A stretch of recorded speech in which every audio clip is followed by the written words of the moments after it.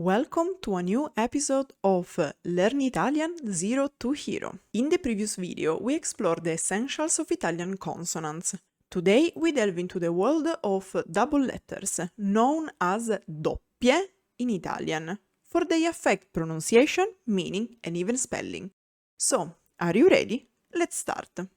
First thing first, what are these doppie? Double letters, also called geminate consonants for the Latin gemino, meaning doubling, are the graphic representation of consonants pronounced with greater intensity than their single counterparts. In other words, they are couples of repeated consonants pronounced with more energy. But why does Italian have double consonants? There are two main reasons. First, to tell apart words that would otherwise be homophones, as in words pronounced the same as other words, but have different meaning. For example, rosa, pink, versus rossa, red, feminine. Second, due to etymological reasons. For example, cavallo, horse, comes from the Latin word caballus. Now that we know why doubling happens, let's find out which letters can be affected by this linguistic phenomenon. As we said in the previous videos, the Italian alphabet has 15 consonants, and all of them can be doubled. However, there's one consonant which doubling is more like an exception than a rule. This letter is the letter Q, Q in English. In fact, the letter Q doubles only in two words, soqquadro, an extreme mess, and biquadro, alternative spelling of biquadro, a musical notation. As far as concerns the other letters, the letter H, being silent, cannot be doubled. Last but not least, 3 vowels out of 5 can be doubled, E, I, and O. However, since vowels doubling is less frequent than consonants doubling, we'll focus on the latter. Now that we know why doubling happens and which letters can be doubled, it's necessary to lay down some rules. However, keep in mind that doubling is a complex linguistic phenomenon.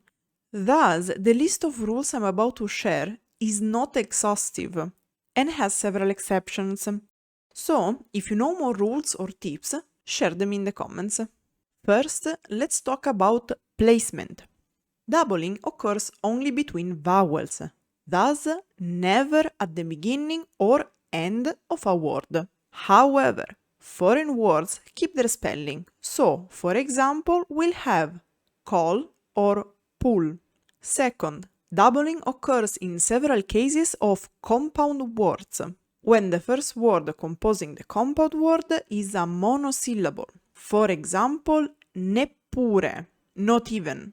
When the first word composing the compound word is accented on the last syllable. For example, cosiddetto, so-called. When the first word composing the compound word is a prefix like contra, ra, sopra, or sovra. For example, raggiungere, to reach.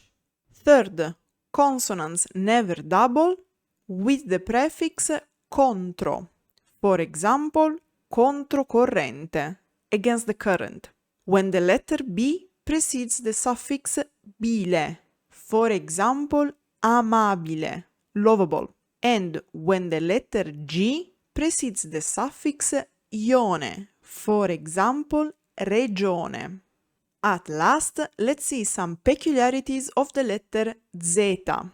The letter Z never doubles in front of the suffix ione, for example, lezione, lesson, and in nouns ending in zia, zie, or zio, and their derived words. For example, polizia, police.